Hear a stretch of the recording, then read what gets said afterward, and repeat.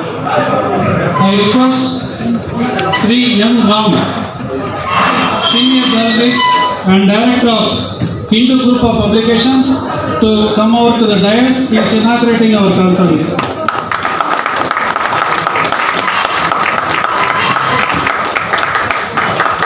And now I request Shri M. Ram, Director of Hindu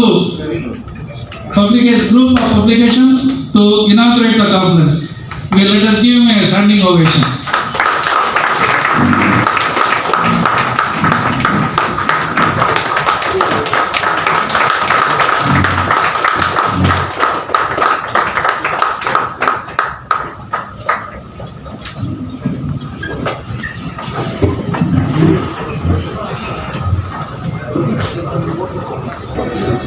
Good morning, Honorable Ramesh,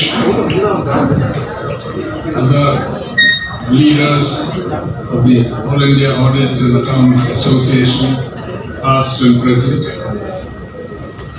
leaders and representatives of fraternal organizations, friends. I was surprised but pleased and honored to be invited to this significant event.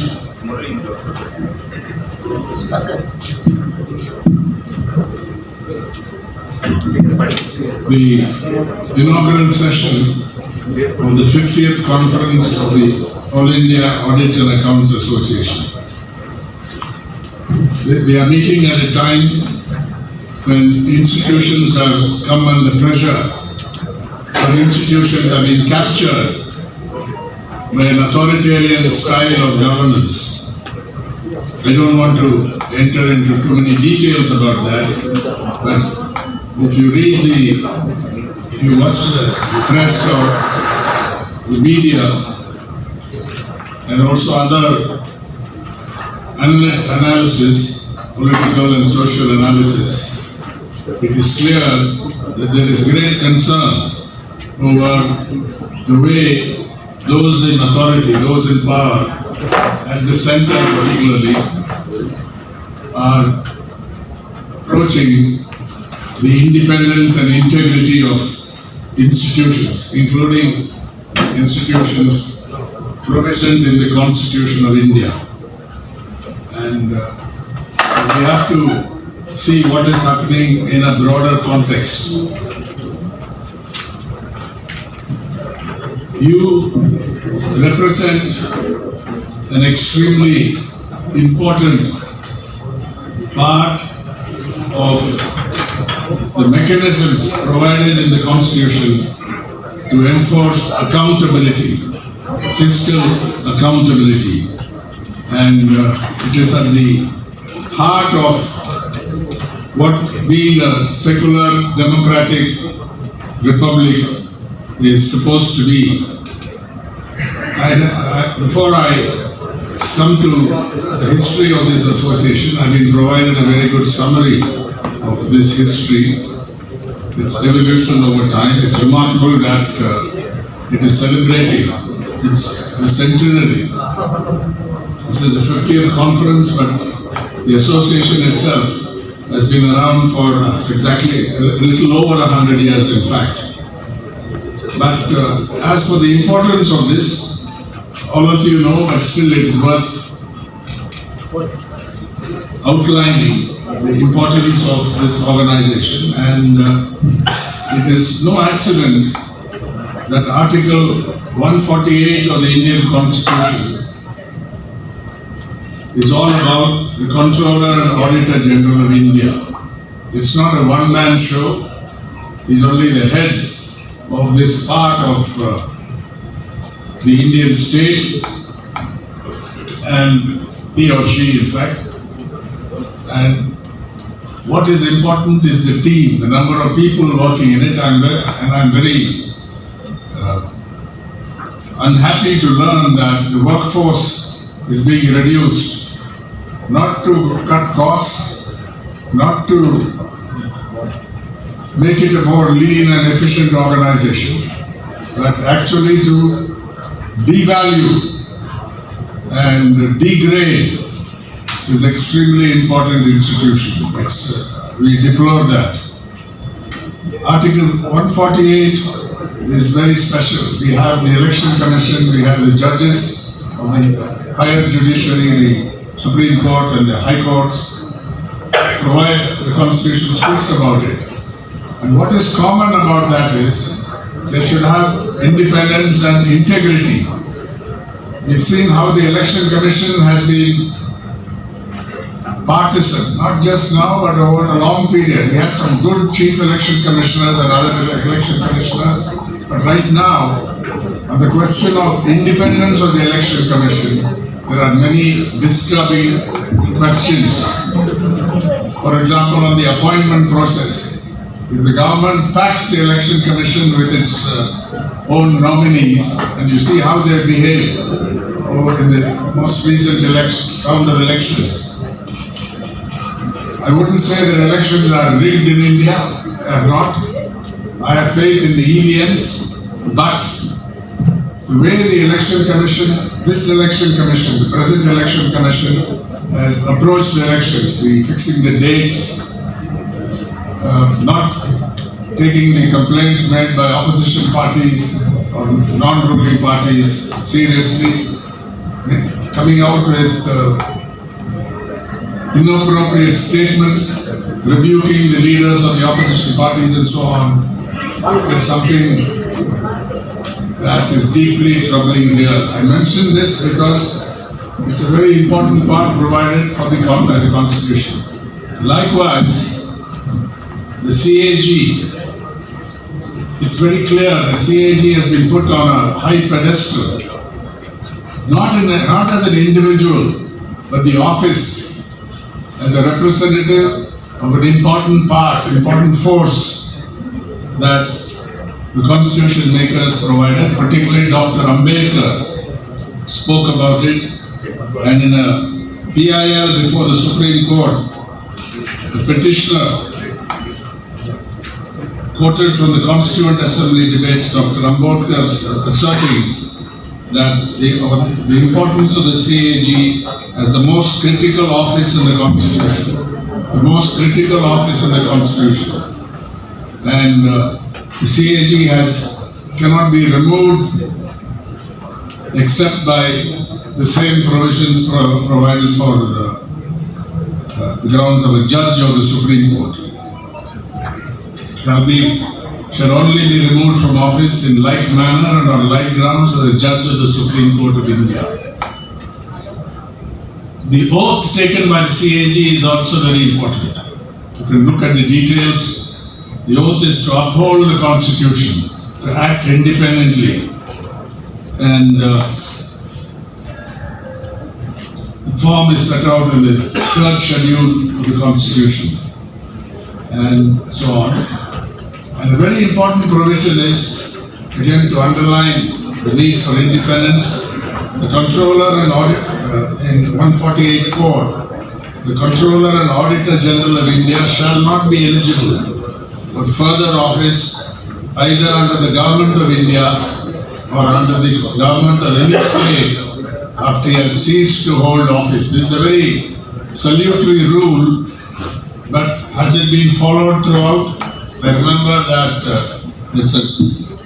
Chaturvedi, who had a major role during the Bofor's investigation. I was part of the investigation in the Hindu. In fact, I led the investigation. He was appointed Karnataka governor in 2002.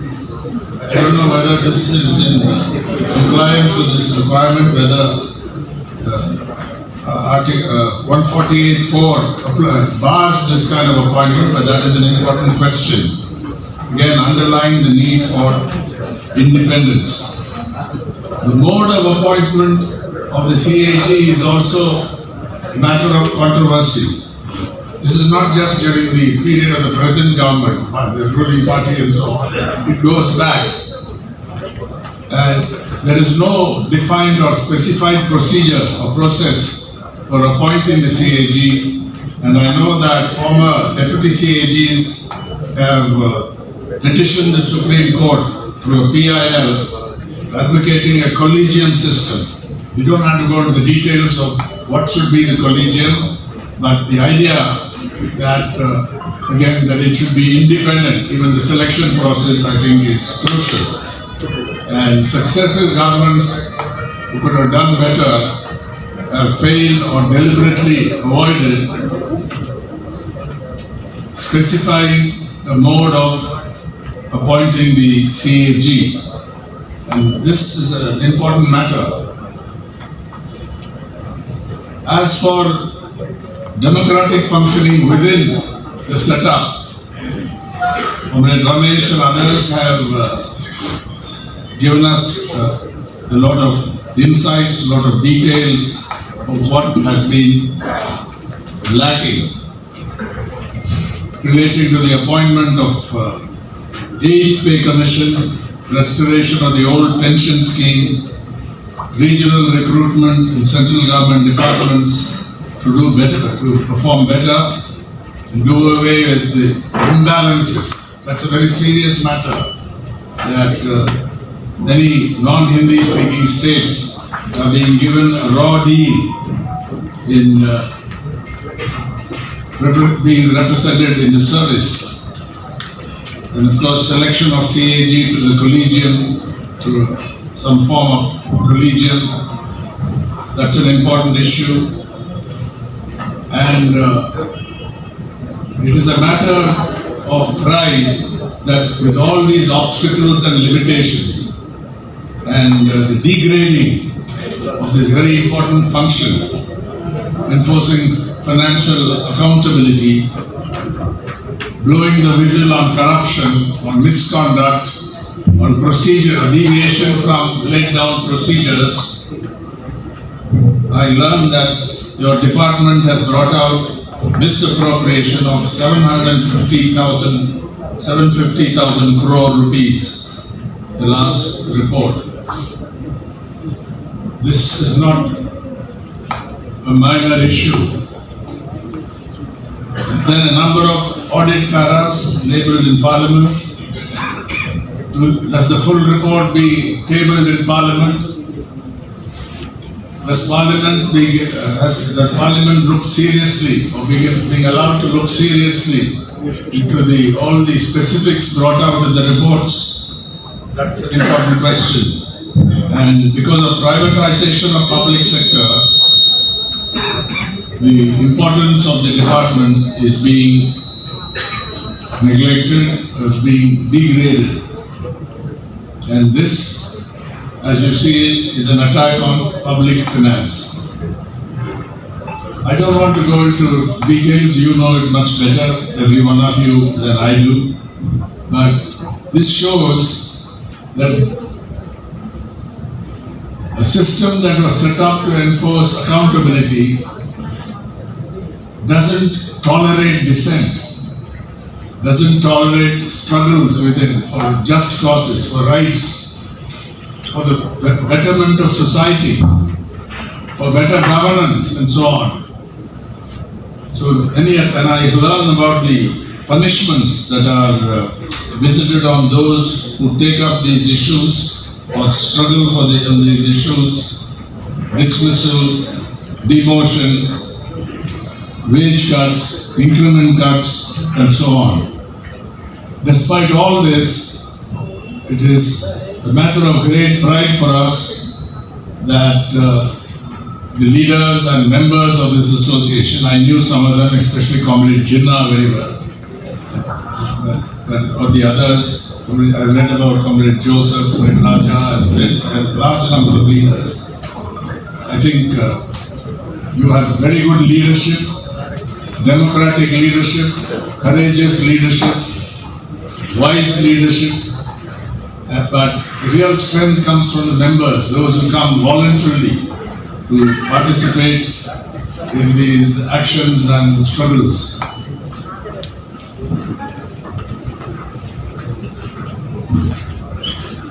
So I think that's a matter of great importance. Now I'll come to my experience with the CAG, the office of the CAG,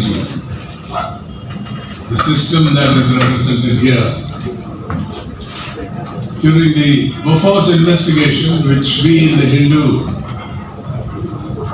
did over about 3 years, I think it had a major significance. It was teamwork, but I led this investigation along with various others, our editor then, Mr. Kasturi, Chitra Subramanian, and various others in the Hindu.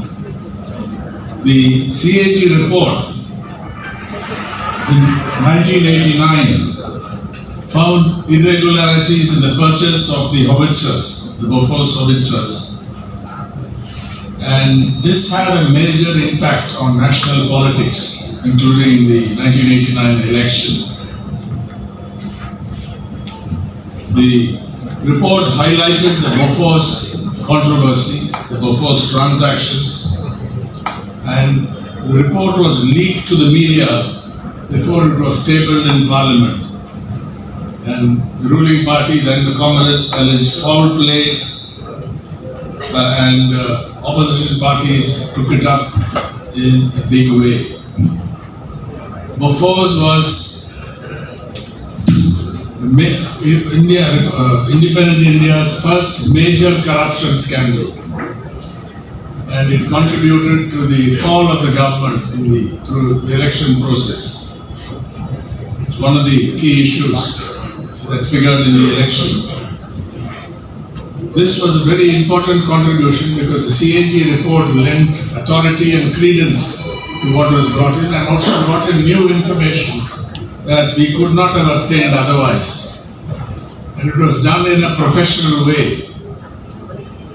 Unfortunately, Mr. Chaturvedi, who led this investigation and did a very good job on it, subsequently blotted his copybook, in my opinion. He joined a political party, the BJP, became the party's Rajya Sabha MP from 1992 to 1998, and subsequently in 2002 he was appointed Governor of Karnataka. He tried to defend it, but I think, as I already mentioned, I don't know how it sits in relation to the constitutional provision that you cannot take any office under the central government or any state government. But is the governor appointment, the office of the governor, exempt from this prohibition laid down in the Constitution itself, Article 148? This is an important question. But at the time he was head of the department, head of this whole system, it was a very important contribution to investigating and blowing the whistle on corruption. The second instance in which I was involved as a journalist was the CAG report on the Rafale deal. Then also it became a big story. It didn't have the same impact as Bofors, but it raised troubling questions about the transaction. And this time, the general perception was that the CAG report sold us short, did not do justice to its responsibility in investigating this deal. And in fact, it made some dubious claims that the acquisition of 36 Rafale fighters from France, actually the cost was slightly lower than what had been planned before for a much larger order. I don't want to go into the details, but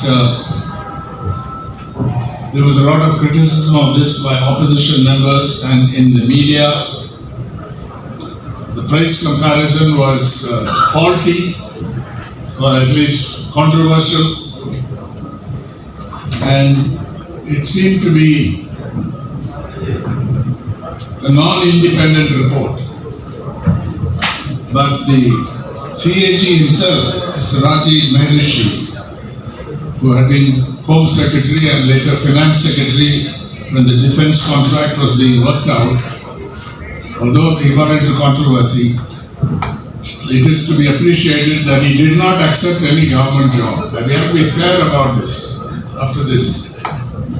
And I read that his hobby is to make pickles. He has put out a brand. What I want to emphasize here is the importance of the office. It's the independence that is demanded of it, and also its internal functioning.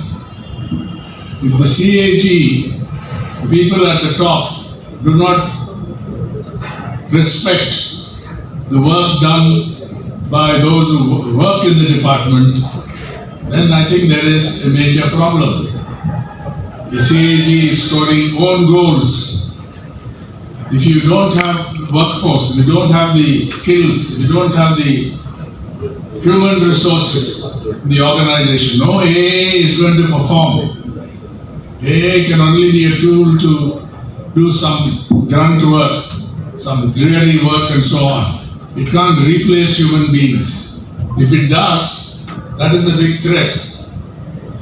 So if you shrink your human resources, if you weaken yourself in that area, if you hold your hand, be ultra cautious in blowing when you are required to blow the whistle on what you consider inappropriate or corrupt or wrong, or procedurally wrong, then I think there's something deeply troubling about your own functioning.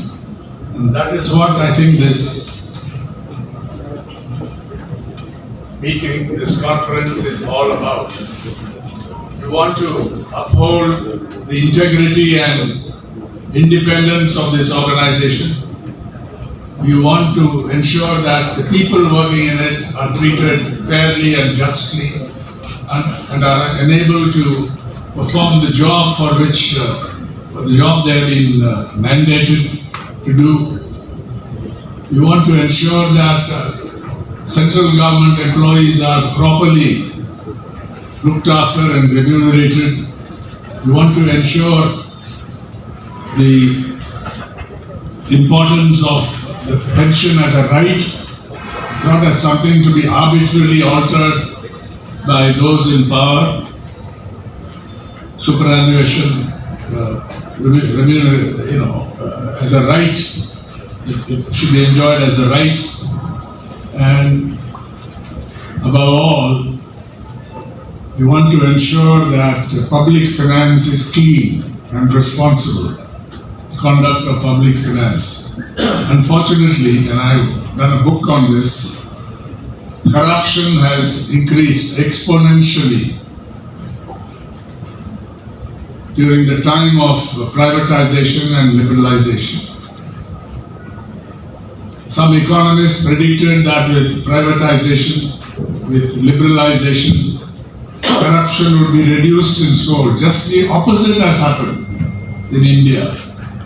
We have witnessed that the scale of it. Before, 64 crore rupees was alleged to be the amount of corruption, the bribes paid for winning the deal to various parties.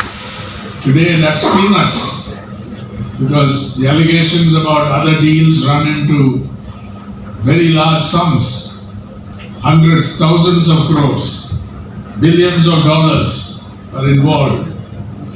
There are different varieties of corruption in India. There is transactional corruption, there is rent seeking in other forms, and then there is grand corruption. Grand corruption is defined as corruption that hijacks a whole system, takes over decision-making authority and captures it, and then enjoys the fruits of controlling that system, of capturing that system. And that's what we are coming face to face with, the phenomenon of grand corruption in many spheres. The media have a role in investigating it. Opposition parties automatically try to do it. Whether they do it competently or not is another question. Do they do enough to combat corruption? Are they themselves clean? These are questions that have been raised. But one authority or one arm of the state which can make a big difference in this, so that money is not siphoned away, resources are not siphoned away from what the people should be entitled to, is all of you and the department that you represent, the struggles that you have waged to enforce this right, this ownership of this function. I think that's very, very important. Corruption is not the only issue that troubles India today. There's communalism, there is authoritarianism, there are many other forms of misconduct by those with authority. I'm not just painting a negative picture all the time, but these are real phenomena. And that, I think, is the importance of the work that you do, the struggles that you wage, and the whole system at the head of which sits the CAG. So I want to close on the note that we admire the work that you do. There's a lot more to be done. Some things seem to be beyond the control of any trade union or association, but you have to soldier on and seek solidarity from other organizations, enter into partnerships, into joint struggles, joint action, and so on. And this is what I think is laid out before you, and I look forward to learning more about what you plan to do at this conference after the discussions, through the discussions, the various reports that come from different parts of the country. And thank you very much for giving me this opportunity. Now I request Comrade Rana Pasha to present a shawl to Comrade Yendra. A book will be presented by Comrade B. Bhaskar.